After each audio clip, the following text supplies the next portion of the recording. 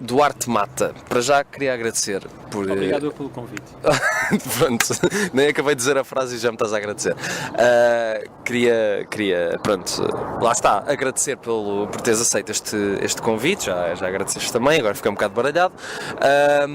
E pronto, vamos conversar como conversamos habitualmente, sem rédeas. Há algum filme que tu estejas a aguardar ansiosamente neste ano de 2019?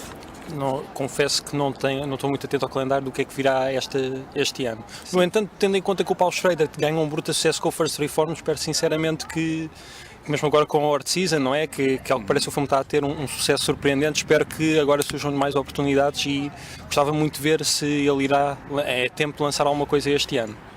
Achas que isso vai acontecer? A ver, vamos. O que é que tens visto recentemente? Tenho visto muita coisa diferente, mas já agora, antes de partirmos para aí, estavas a falar do Paul Schrader, podemos falar um bocadinho do First Reform, porque eu sei que tu gostaste muito, eu também gosto muito. Porquê é que achas que este filme foi assim, uma espécie de ressurgimento do Paul Schrader em relação... O que é que o fez pensar, olha, não vou fazer um Dog Eat Dog ou aquele filme da Lindsay Lohan, vou fazer uma coisa assim diferente e se calhar até um dos melhores filmes dele, não sei, o que é que tu achas? Bom, pelo que eu tenho visto, e estou a falar, pronto, porque li umas quantas entrevistas que ele deu, acho que a preocupação dele foi porque ele queria abordar estas questões mais como a fé, estas questões mais espirituais, e ele decidiu fazer este filme de acordo com um estilo que ele tinha escrito há 45 anos, que é o Transcendental Styling Film, e que é sobre a primeira grande paixão de cinéfilo dele, que é sobre o cinema de autor europeu da década de 60, como o Bresson, exato, o Dreyer e o Ozu no cinema nipónico, exatamente. E acho que ele fez muito bem, porque isto foi praticamente um regresso às origens, porque ele nunca tinha feito um filme... Os filmes dele, pronto, revelam uma certa admiração pelo cinema, por esse cinema, nomeadamente o Bresson, pelas citações que ele mete ao Pickpocket, que ele gosta muito de fazer. Mas o facto de ter subitamente decidido pôr de parte este estilo mais vistoso que ele tem, com movimentos de câmara muito garridos e um neo-expressionista da cor e da sombra para fazer uma coisa mais austera, acho que está-lhe a dar uma certa reputação crítica que estava a passar despercebida a muita gente. E pronto, o Paul Schrader é muito interessante como crítico, é muito interessante como teorista, e acho que este filme vai poder despertar algum novo interesse sobre a sua obra, porque ele tem filmes magníficos que... Diz alguns. O Hardcore, o Affliction e, na minha opinião, o American Gigolo, que, segundo me dizem, acho que até veio a ganhar com o tempo, que agora é que está-se a revelar aquela parte mais ascética do filme, porque acho que na altura, o guarda-roupa Armani e o... E Richard Gere. Richard Giro, exatamente. como diz a minha mãe. Está a ganhar também com o tempo. Sim, ok. Por acaso ainda não vi o American Gigolo, tenho de cobrar essa falha. Então, e assim, estavas-me a perguntar que filmes é que eu tinha visto recentemente. Olha, ontem vi um filme que me surpreendeu bastante, o The Killer, do John Woo, só para situar temporalmente este podcast. Do final dos anos 80, sim. Que foi assim o que trouxe a grande... Lá tem as pombinhas, como sempre. E o uso vermelho. Eu às tantas rimo, porque já estava tão habituado a ver pombinhas nos filmes dele, que, olha, pombas. Mas não acho que seja, eu não vi ainda nada dele da fase da consagração em Hong Kong, o Wild Boyle e mais uns quantos que ele fez, mas fiquei bastante surpreendido com o filme. É um autêntico balé de ação, não sei se já ouviste. Já vi. Também retive as pombinhas. Na igreja. Sim. Não, acho que como filme de ação é interessante, não é? Mas o John Woo não é um cineasta que me cativa muito, sabes? Mas pronto, é daquelas coisas que tu estás a ver um filme e tentas procurar, mesmo na fase americana dele, ele vai repetindo estas coisas, e eu acho que o interesse do John Woo está muito nisso, e voltamos a olhar para as coisas sempre de uma perspectiva autorista, que é estes padrões que se vão repetindo ao longo da obra dele, e é talvez por isso que de vez em quando talvez tenha curiosidade em ver um filme ou outro, como o Face Off, que não é um bom filme, mas pronto. Eu lembro-me de ver esse filme quando era miúdo, tenho de o rever urgentemente. Não me recordo nada. Não vale a pena. Eu também não sou grande fã do John Woo, porque lá está, conheço os filmes americanos, conheço a Missão Impossível 2, que também é um belo festim de balé, mas este fiquei, pá, acho que não fiquei sequer tão fascinado como muita gente fica, se calhar muitos realizadores americanos ficaram, como o Tarantino, etc.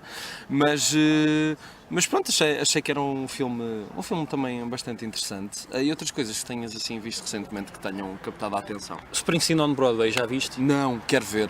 Por favor, vê. Quero dizer, foi uma grande surpresa, sabes? Porque aquilo não é de maneira nenhuma, não pode ser visto como um filme-concerto, digamos, como estarmos a falar como o Jonathan Demme, porque aquilo é... O Springsteen na minha opinião, o Springsteen é não sei se partilhas disto, que é um dos maiores cineastas que não chegaram a ser. Sim. O que é que eu quero dizer com isto? Ele, tecnicamente, ele não pega numa câmara, não é? Portanto, se quisermos ser prosaicos, ele não é um cineasta, mas vamos falar de uma música como, por exemplo, Thunder Road. Começa ali com aqueles sopros de harmónica prolongados e com o ritmo do piano calmo e lento, e aquilo cria, de certa maneira, a imagem de uma manhã, num espaço muito alargado. E depois começa a letra, não é? The screen door slams, Mary's dress sways, like a vision she dances across the porch as the radio plays. Yeah. Isto é uma escrita vivamente imagética e precisa, como se viesse de um argumento passado numa cidade suburbana.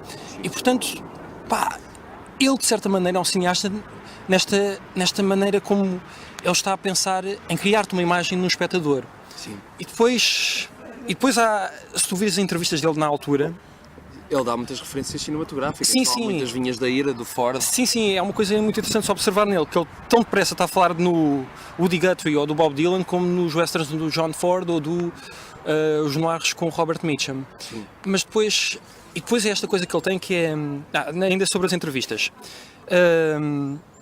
Não sei se viste um documentário que é The Promise, The Making of Darkness of Edge of ainda Town. não vi um sobre o Born to Run. O Wings for Wheels, sim. Para mim este é melhor, o The Promise, até porque as circunstâncias em que o álbum foi feito foram muito mais... Sim, e turbulentas. E a dada altura eles vão entrevistar o Sound Mixer e ele diz que o Bruce Springsteen, quando foi para fazer a mistura de som da música Adam Raise the Cain, ele virou-se para ele e disse assim: ouve, sempre que esta música aparecer no álbum, imagina o seguinte, imagina que estás numa sala de cinema a ver um casal num piquenique. E de súbito existe um shock cut para um cadáver.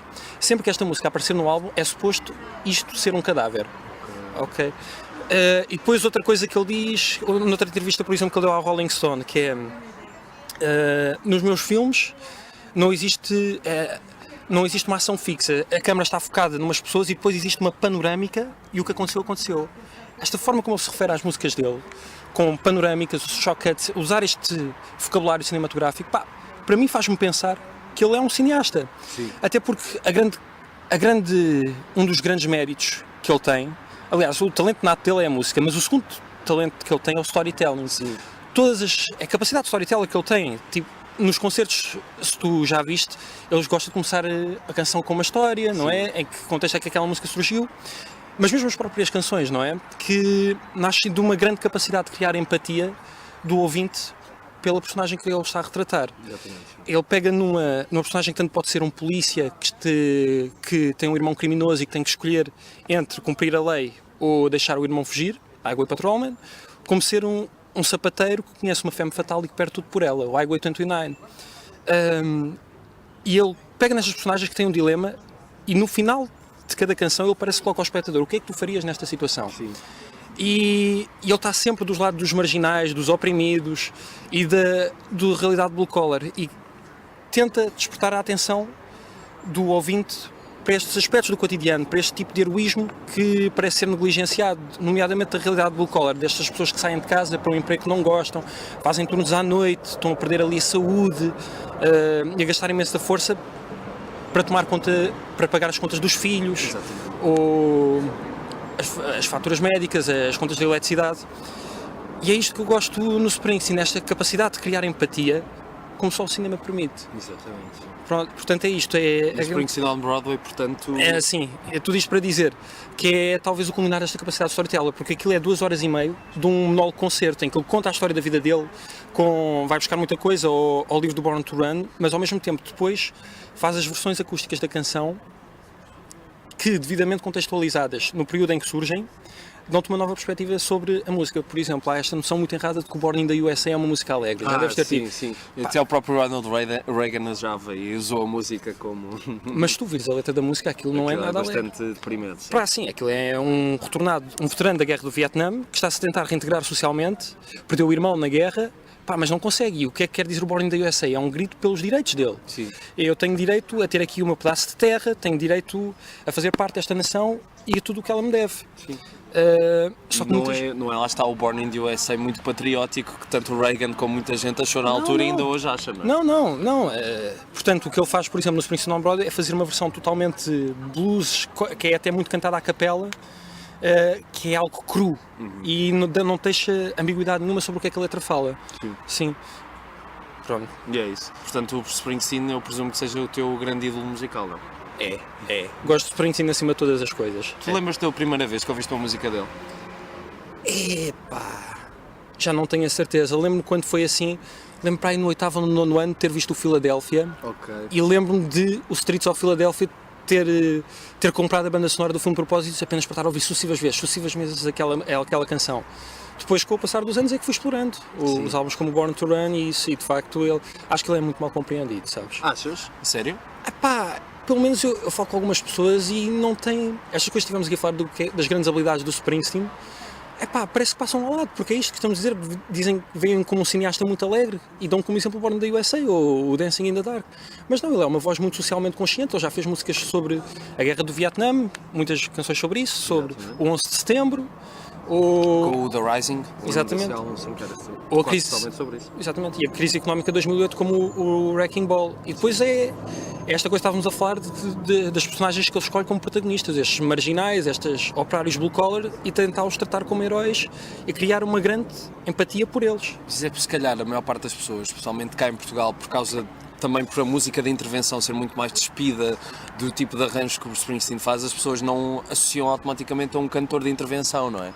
Porque, por exemplo, tu cá, pronto, o Zeca Afonso fazia uma música com guitarra e se calhar meia dúzia de instrumentos, e o Springsteen tem uma banda espetacular com todo o tipo de sopros e percussão, e as pessoas que lá está, como não se dão ao trabalho de ir ler a letra, vão pela melodia e acham que isso é o que significa a música, não é? Sim, se calhar isso. Mas ainda assim o Springsteen tem álbuns em acústico, não é? Sim, eu sei. Não valeria a pena explorá-los? Sim, exatamente. Mas estou a dizer é que os grandes hits dele são o Dancing in the Dark, o Born in the USA, o Born to Run, são músicas que se as pessoas não forem depois da superfície, parece que, não é? Isso também é o que me fascina também muito nele, é o facto das músicas dele não se resumirem tipo a uma camada, nem a uma audição, nem a uma forma de interpretares aquilo. Tu tanto podes não querer saber do significado da música e ficas ali a cantarolar aquilo, e depois vais a ver e desenterras e vais ver mais coisas, não é? Totalmente de acordo. Qual é que é o teu álbum preferido do Springsteen? É difícil. Eu gosto imenso do Born to Run. O Nebraska que é um álbum assombrado e assombroso em simultâneo. Depois existe o Tracks, que é... Porque depois é outra coisa. O Springsteen só não é um dos maiores... Sei lá, não foi uma grande estrela pop nos anos 80 porque não quis, porque já ouviste o álbum Tracks, que são aqueles... Não ouvi, por acaso. Vale muito a pena. Tipo, eu pensava que isso era uma espécie de best-of, achava. Não, nada a ver, ele era um cantor muito prolífico. E então, para tu teres uma noção, depois houve aquela questão com o processo que ele teve com o Mike Appel, que não lhe deixava gravar músicas. Então, por exemplo, para o Darkness on the Edge of the Town, ele fez 80 músicas, mas só coisa de 10 é que ficaram no álbum final. E ele, pronto, fazia as canções e nunca mais pegava nelas. E então ele fez o Tracks, que era uma espécie de compilação destas várias músicas, porque ele era muito prolífico, onde fez 4 horas destas músicas que ficaram assim perdidas. Então tu encontras lá coisas de 3, 4 minutos, músicas que tinham um grande airplay, como o Take Them As They Come, ou Jenny Don't Lose Your Heart, e é um grande álbum esse também. E o Wrecking Ball também acho que foi um álbum...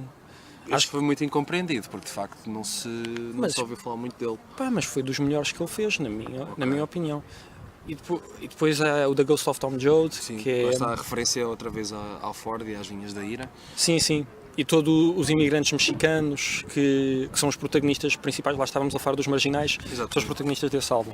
Sim. E o Born in the USA, claro. O Born in the USA também, de facto, é um álbum, eu reouvi-o há uns meses e de facto... pá, fica mesmo, isto é um álbum extraordinário, que na altura foi tão confundido. Sim. Mas de facto tem músicas excelentes do início ao fim, mas se calhar passando agora, Sim. já falámos de um artista, como tu disseste, associar a música ao cinema, e se as pessoas pesquisarem Duarte Mata no Google, encontram provavelmente o sítio onde deves ter escrito os teus primeiros textos sobre cinema, que foi num site do Técnico. Queres falar um bocado sobre isso? Como é? Pá, isso são esqueletos no armário. Cinema para isto. Pá, como é que tu encontraste isso? Então pesquisei Duarte Mata no Google e apareceu. Pá, mas isso... Uma das coisas boas que a internet tem, e pessoas não vão pesquisar, não façam isto com o Rui Alves de Sousa fez. Uma das coisas que a internet tem, não é? É que dá espaço a várias pessoas manifestarem a sua opinião sobre os filmes. E então acho que funciona um pouco como ginásio. Sim. Sobre irmos aperfeiçoando a tua escrita, etc. Eu, antes disso, até houve um blog que eu apaguei, e ainda bem, senão estavas-me a confrontar com isso na altura. E depois, pronto, conheci... Como é que se chama esse blog já agora? Memorial do Cinema. Porque aquilo foi não é um mau nome. Aquilo foi no secundário e estava tudo doido com o Memorial do Convento, e então... pronto. E então pronto, depois conheci aí quando entrei no Técnico, foi porque eu não tenho formação em cinema, não tenho formação em letras, tenho formação em engenharia. Tal como muitos realizadores, é preciso dizer. Então é verdade, sim, o Alfredo Hitchcock era engenheiro naval, o Alan Duane era engenheiro eletrotécnico, o Rox era mecânico, e cá em Portugal tens o Botelho, que acho que não chegou a acabar mecânico, mas fez muitos anos de curso de mecânica, e o Vítor Gonçalves, que foi engenheiro civil. Exatamente. Sim, e então quando entrei para lá, pronto, decidi como aquilo devia ter alguma audiência e não queria só estar a escrever para mim, comecei a escrever lá. Mas foi uma coisa boa, por exemplo... Eu estive a ler alguns textos. Não leias. Não leias. Tarde demais. Por exemplo, eu uma vez fiz... O primeiro feedback importante que eu recebi foi talvez do João Rui Guerra da Mata, com a última vez que fui a Macau. Eu vi o filme no King, vi lá o filme e gostei muito, e escrevi uma crítica positiva, e o primeiro feedback positivo que tive foi um e-mail que eles me mandaram. O João Rui Guerra da Mata mandou-me dizer, felicitar-me pelo texto e dizer que tinha ficado muito contente ao lê-lo. E foi assim... Depois, entretanto, aquilo também sofreu, infelizmente, algum êxodo, porque não éramos muitas pessoas lá naquilo, e as pessoas tinham a sua vida, tinham que se dedicar aos estudos. E depois uma geração foi-se embora e não houve outra... Para pegar naquilo, eles também faziam podcasts, assim, de 1 hora, e então aquilo sofreu um grande êxodo, e então foi a partir daí depois que fui para o C7 Nema. Exatamente. Onde fiquei lá há uns anos. E ficaste uns aninhos. E já agora, ao contrário, houve algum realizador que também te deu feedback por alguma opinião negativa que tenhas dado em relação ao filme? Não, achas que os realizadores me leem? Francamente, eles têm mais que fazer, não é? Escreve sobre o António Pedro Vasconcelos e depois vais ver. Mas falando do C7 Nema, tu de facto ficaste uns anos, e aliás eu comecei-te a ler exatamente aí, e foi um site que também te deu a oportunidade de ires a alguns festivais fora de Portugal. Assim, no geral, que impressão é que deixou, por exemplo, Cannes? Tu foste a Cannes, Berlim? Fui a Berlim. Okay. Não foste a Cannes? Não fui a Cannes. Então desculpa, não fui a Cannes. Berlim, então. Não, tudo a mesma coisa. Para já, eu estou muito agradecido ao C7 Nema, tal como estou agradecido ao cinema para isto, porque quando eu ter mandado um e-mail a dizer que tinha interesse em escrever, eles terem virado assim, está aqui um badamé que quer escrever para nós, porque não? E acho que foi sempre... Foi sempre importante para ir desenvolvendo a tua escrita. Sim. Porque há diferenças enormes pessoalmente eu acho, entre coisas que eu escrevi há 5 anos, ou até mesmo há 3, do que relativamente há 1 ano. Sim. Acho que tu vais sempre melhorando, e, como estava a dizer, a internet é bom como este ginásio pessoal de aperfeiçoamento da escrita. Sim. Mas no caso do C7 Nema, deram-me imensas oportunidades, sim, no que toca a ida a festivais e a entrevistas. As primeiras entrevistas que eu realizei também foram no C7 Nema. Mas no que toca à ida de festivais, eu uma vez fui a Berlim e não gostei da experiência. E vou-te explicar porquê. Foi em que ano já agora? Foi 2017, foi no ano em que ganhou o On Body and Soul, o Ursador. Para já, ficámos num hostel, que aquilo era um espaço, aquilo era o quarto compartilhado com 7 pessoas. Portanto, é tipo, tu estás, sei lá, às 2 ou 3 da manhã chegarem pessoas ao quarto, não é? A fazerem o seu barulho, a ressonar. Os ressonares é terrível. Quantas vezes é que eu não dava assim chapadas à pessoa da frente que eu não conhecia só por causa daquele ressonar? Fogo.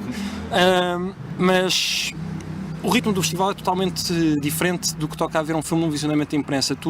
Um visionamento de imprensa, vês um filme com 1 semana ou 2 semanas de antecedência. Sim. E dá-te tempo para pensar num filme e de ir relendo o texto e tentando... Sim, dá muito tempo a digerir, não é? o ritmo do festival, pá, aquilo são 3, 4 filmes num dia. E estou só farto de cobrir a secção competitiva e teres de escrever, no meu caso não é obrigatório, mas eu impingia que a mim mesmo, porque dado que era das primeiras pessoas a ver o filme, tentar ser textos frescos sobre o filme, os primeiros que estivessem a aparecer. Então era ver 3, 4 filmes num dia e teres que escrever aquilo, o que é exaustivo, porque não deixas o filme cair sobre ti. Exatamente. Não, porque, epá, uma das coisas que me faz impressão, por exemplo, é esta questão do... Eu sei que tu tens Letterboxd, por exemplo. Eu tenho, não sei se é o teu caso, mas as pessoas mal acabam de ver um filme, olha, instantaneamente, 3 estrelas, 4 estrelas, está a ir.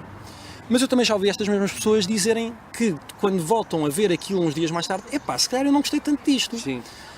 Às vezes, depende dos filmes. Eu acho que não se pode ser tão impulsivo a avaliar um filme, não se basear apenas nas primeiras impressões e deixar que o filme afunde em ti e deixe falar contigo.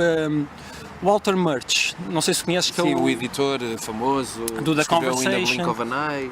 Exatamente, que é um muito bom livro teórico. Ele fala lá de uma coisa que diz que só viu acontecer uma vez na vida, que foi num filme chamado Julia, que é, existem as coisas que é os preview audiences, não é? Então ele diz que as pessoas vão ver o filme, não é? Uma versão ainda prematura do filme e deixam lá as suas notinhas. E então ele diz que quando essas pessoas iam a sair, a malta que estava responsável pela produção do filme virava-se para eles e dizia: se vocês quiserem que vos liguemos daqui a uns dias, por favor deixem o vosso contacto. Porque esta é a atitude que é preciso tomar, sabes? Deixar que o filme se afunde em ti e que venha falar contigo para tu depois estás mais à vontade para falar sobre ele. Tu dizes para dizer que aquilo em Berlim não te... É muito rápido o consumo com que o filme é feito e teres que escrever sobre aquilo de uma forma imediata, e acho que não é bom nem para o filme, nem propriamente para o meio para ti, não é? Sim, não é. Porque lá está, também quando vês muitos filmes por dia também acabas por a experiência não ser completa, não é? Quer dizer, a tua própria relação com o filme, como estás a dizer, também se perde um bocado, não é? Sim, exatamente. E depois há outra coisa que acho que é muito romantizada esta questão da ida aos festivais, porque aquilo que eu vejo liga-se muito à parte esportivista, sabes? Sim. Não, este filme é que vai ganhar o Oscar. Não, mas este aqui é que me parece melhor. Pois toda a gente quer ter a opinião certa, não é? Certa, entre aspas. Não é isso. Debate-se mais quem é que é merecedor do prémio do que propriamente o conteúdo dos filmes e o que é que o filme está ali a oferecer. Exatamente. E não me parece muito benéfico também. Portanto, eu pessoalmente, cinefilicamente falando, prefiro muito mais ver um debate no espaço cinemas. Sim. Do que estar a ir a uma ida ao Festival de Cinema. Portanto, nessa perspectiva foi bom ter ido a Berlim justamente para desromantizar esta ideia que se tem dos festivais na minha cabeça. Além de que há uma coisa que me impressiona, pelo menos das poucas histórias que sei, por exemplo, de Cannes, que é o que se fala mais, que são logo as reações imediatas das pessoas, ou durante o visionamento já começam a veiar o filme, ou a bater palmas, e é até aquela coisa de parece que tem de ser, o que me parece é que os festivais, principalmente esses de grande projeção, são vários garimpeiros à procura de uma pepita de ouro, e depois quando não, este filme é que é revolucionário, eu é que sei. Sim. Todos querem dar aquela opinião definitiva que vai ficar para a história, só que como todas as opiniões, e principalmente opiniões a quente, como tu estás a dizer muito bem, ao longo do tempo também depois vai-se avaliando. O tempo é que é o grande avaliador dos filmes. Certo, verdade. Houve algum filme que tu tivesses visto naquela altura que tenha ficado mesmo contigo, que tenha marcado particularmente? Bom, eu gostei na altura. O Vencedor do Vencedor é de facto um bom filme, mas pessoalmente eu gostei do Duaki Kaurismäki, não é? Sim, era o outro lado da esperança nesse ano. Exatamente, sim. E também gostei do Colo da Teresa Vilaverde, que estranhamente só estreou ano passado em Portugal, levou um ano a vir cá. Foram assim duas grandes surpresas que o festival me deu. E eu lembro-me de ver alguns filmes surpreendentes na altura do género, um filme de animação que quase parecia, era uma coisa assim muito tarantinesca, que era um storyboard animado. Eu achei o filme muito interessante porque não tinha muito singular ali, não me lembro de ter visto alguma coisa, mas nunca mais ouvi falar do filme porque lá está, como não foi ali para a parte dos premiados, perdeu-se. E acaba por também não ser benéfico para os que perdem. Depois tens cá os festivais que são alguns, por exemplo, o Live Fest é uma réplica de Cannes, ou seja, traz os premiados de Cannes, faz uma nova premiação e pronto, ou seja, já é tudo muito condicionado. Depois há aqueles filmes ditos foreign language films, para nós tudo é estrangeiro, não é? Para um americano se calhar não é, mas que são aqueles filmes que caem no goto de alguma pessoa que de facto tem algum poder mediático e consegue que aquele filme passe fronteiras, e outros filmes que se calhar não têm essa sorte, é tudo muito aleatório. Então em Portugal, não é? Quer dizer, temos a sorte de ter alguns realizadores que conseguem ter a sua marca lá fora, como o Pedro Costa, a Teresa Vilaverde, etc. Mas é muito difícil quebrar essa barreira, não é? Não sei qual é a tua pergunta. Não, mas é isso, os festivais fazem-me... Desculpa, fiquei aqui a falar e perdi-me também um bocado. Os festivais têm essa capacidade têm esse poder muito grande sobre filmes que se calhar às vezes merecem, outros filmes que se calhar até passado uns anos já ninguém ouve falar deles. Por exemplo, quem é que ganhou o Palma de Ouro há 2 anos? Eu já nem sei. Pois, sim. Né? No ano passado sei, porque vi o filme e é ótimo. Eu acho que se dá muita atenção à componente esportivista do cinema. Acho que não tem que ser assim, e acho que eu percebo a finalidade dos festivais, que é tentar dar uma chance de divulgação acrescida no panorama do cinema internacional, estar a dar uma oportunidade. Mas até que ponto é que as perdas não serão maiores que os ganhos, não é? E depois isto está tudo sempre muito condicionado pelo júri. Quando foi em Cannes em 2006 e nós tivemos o Juventude em Marcha do Pedro Costa, que não ganhou nada, acabou por ganhar uma coisinha fraquinha do Ken Loach, que é... Uma brisa de mudança, não era? Era a brisa de mudança. Mas isto não quer dizer nada, porque está sempre, como está tão condicionado pelo júri, tu olhando para os membros do júri, até que ponto é que aquilo é uma coisa verdadeiramente heterogénea e que... Exatamente. Porque depois, eu também percebo o lado de quem faz o festival. Eles precisam de ganhar uma garantia para financiamentos, e então acho que acabam por isso influenciar a escolha do júri, não é? Vamos tentar ganhar aqui uma personalidade de Hollywood que nos dê algum financiamento em patrocínios, ou mesmo na escolha dos filmes, não é? Porque cada vez acho mais estranho como as seleções dos festivais acabam por escolher mediocridades. Sim, já vão minadas à partida, não é? Já escolhem filmes antes de os verem. Sim. Por exemplo, lembro do caso muito mediático do Wong Kar-wai, que fez o My Blueberry Nights, já ainda nem tinha acabado, mas Cannes disse logo, não, tu vais ter cá o filme, e depois o filme foi o desastre que foi. Sim, e também acho que aconteceu algo semelhante com o 2046 dele também. Exatamente, sim. Sim, o que é algo muito estranho, porque não se está verdadeiramente a avaliar a qualidade do filme em si. Está-se a avaliar nomes. Sim, é isso, e às vezes nos últimos anos já isso nem tem chegado, não é? Por exemplo, o Manuel de Oliveira, que até tinha alguma presença nos festivais, até ganhou lá o prémio do júri pelo La Lettre, quando foi o Estranho Caso de Angélica já estava a ser posto na secção paralela. Exatamente. E quando foi há uns anos com o Picheptong, o Erazate Cool, ele que ganhou uma Palma de Ouro com o Tio Boom, quando foi o Cemitério dos Pandores, também já estava aí para uma secção paralela.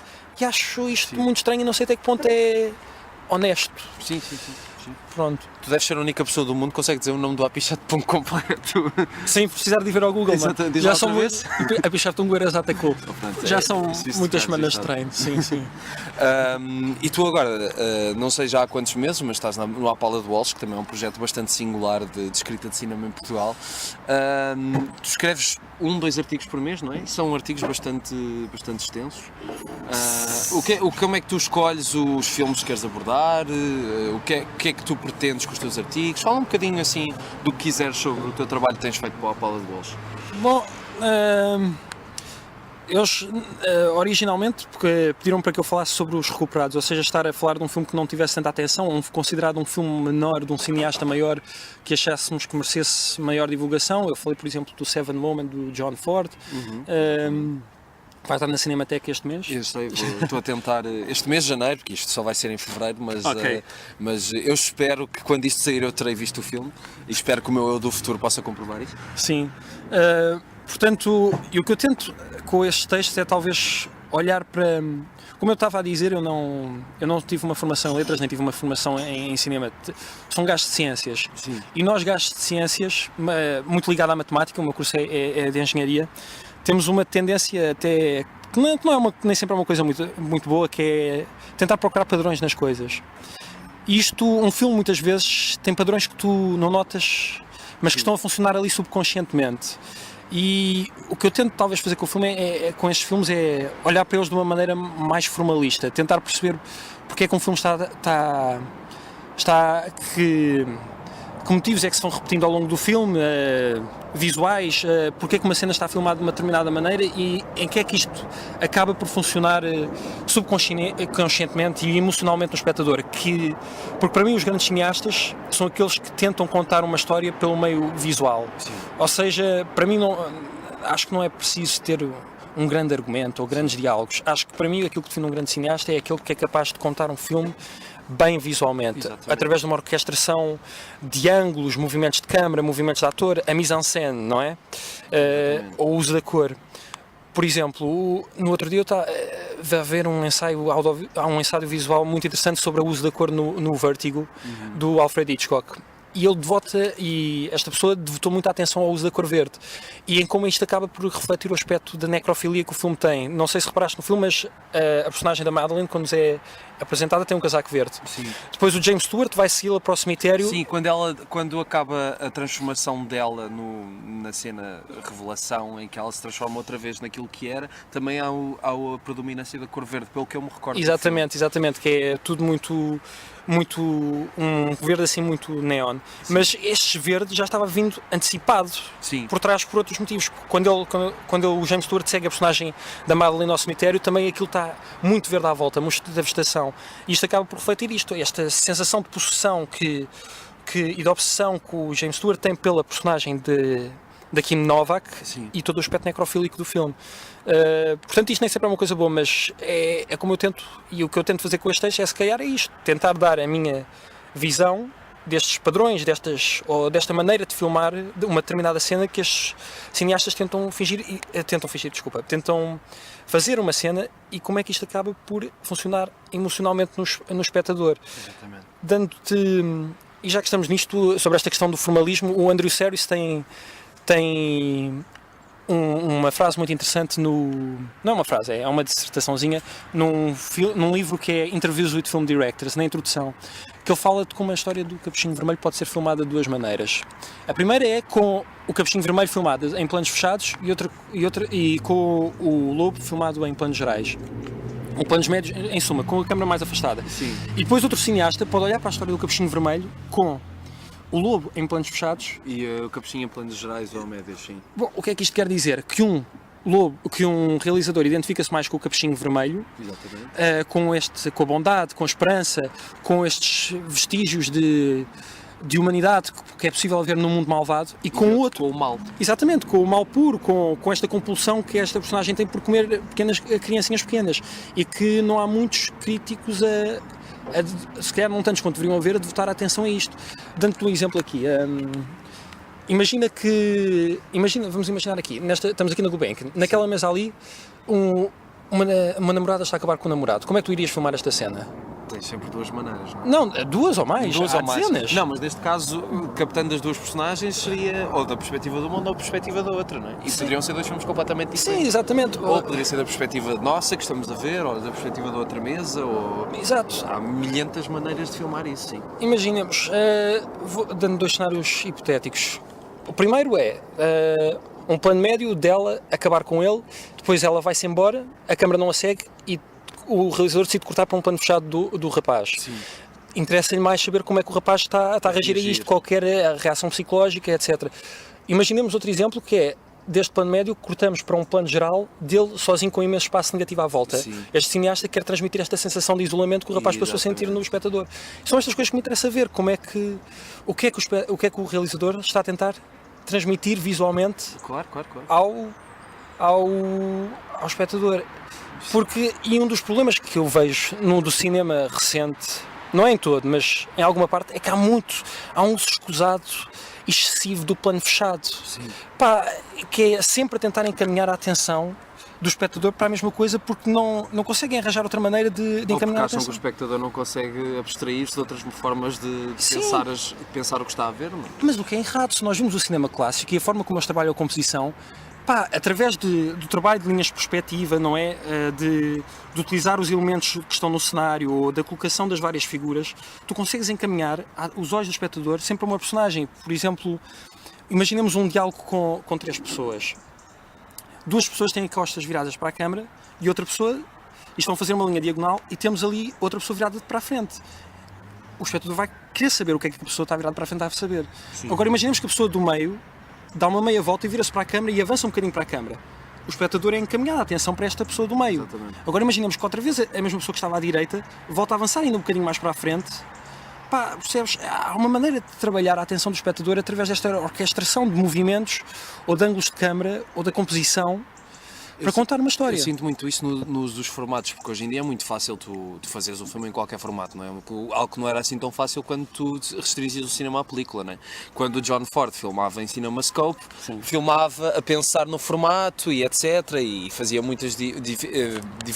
Diferenciava muito a sua forma de ver as coisas a pensar nesse formato. Hoje em dia tu podes pegar numa câmara Canon qualquer, filmas em 2.35 e se calhar nem estás só a fazer porque é um formato fixe, porque é um formato de ecrã largo e se calhar nem estás a pensar propriamente em usar o formato em favor da tua visão, não é? Sim, não saber usar o formato, sim, eu percebo o que estás a dizer. Eu sinto muito isso também, é o problema da grande acessibilidade que é hoje fazer um filme, acho eu, também é o facto, não só de como tu estás a dizer, há um uso excessivo dos planos fechados e também uma fraca atenção ao que o potencial de uma visão pode ter, ou de uma perspectiva, e depois também o facto de não se pensar muito nas potencialidades que o tal formato pode ter para essa visão, não é? Sim,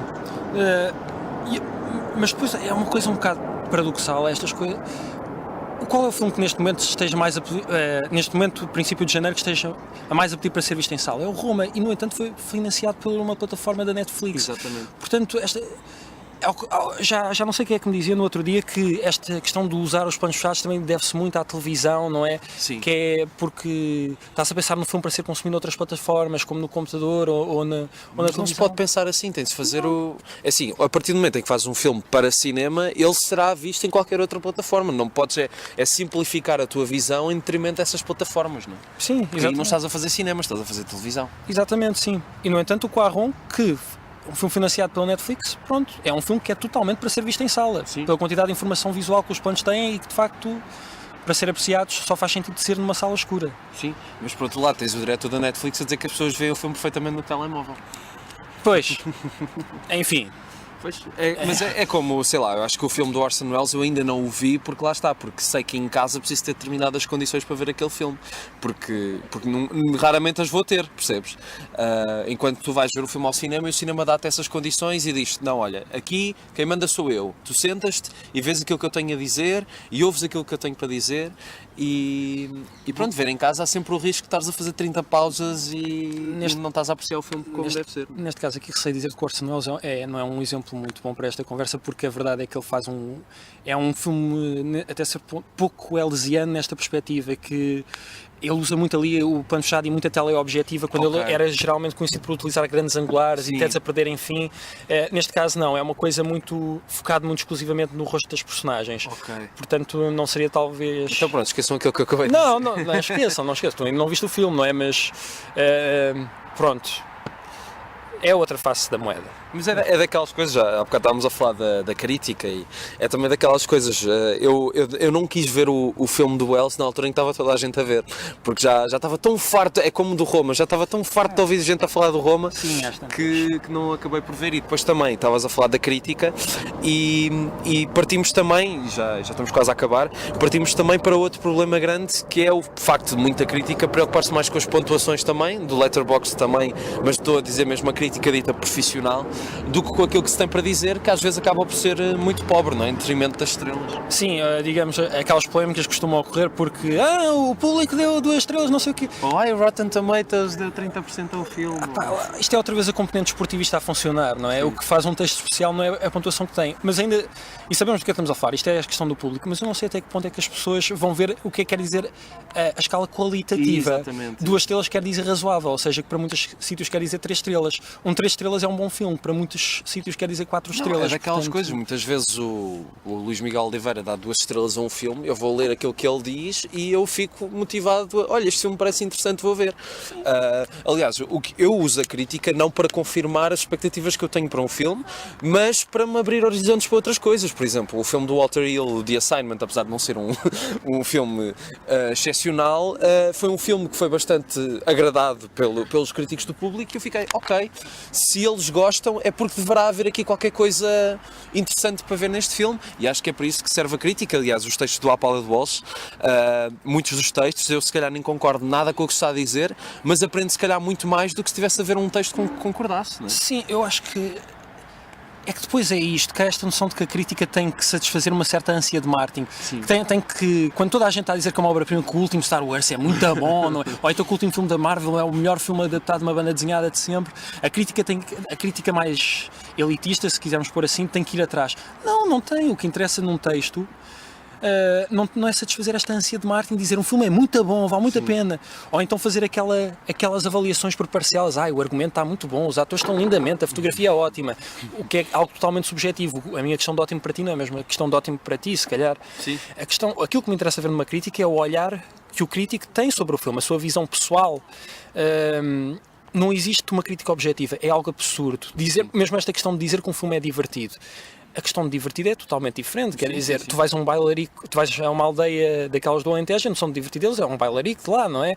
Aqui a nossa noção de divertida é... Olha, com um bailarico cá também pode ser muito divertido. Não, mas é mais ali um bailarico pimba, não é? A música pimba também pode ser divertida. Também pode ser divertida, sim. Não, quanto à noção... a noção de divertido do tempo dos romanos era ir ver os espetáculos de gladiadores, não é? Exatamente. Hoje não passa pela cabeça ninguém dizer isto, não passa ninguém ver pessoas andarem ali à pera, a esfaquearem-se. Às touradas. Pois. É muito divertido. Sim, lá está. Isso é outra coisa. A noção divertida das touradas de um é diferente para o outro. Mas não existe uma crítica objetiva. A crítica é absolutamente subjetiva. Sim. E é isto que me interessa ver num crítico. O que é que esta pessoa está a ver no filme, seja referências cinéfilas, seja um olhar formalista, seja uma interpretação filosófica ou social, ou...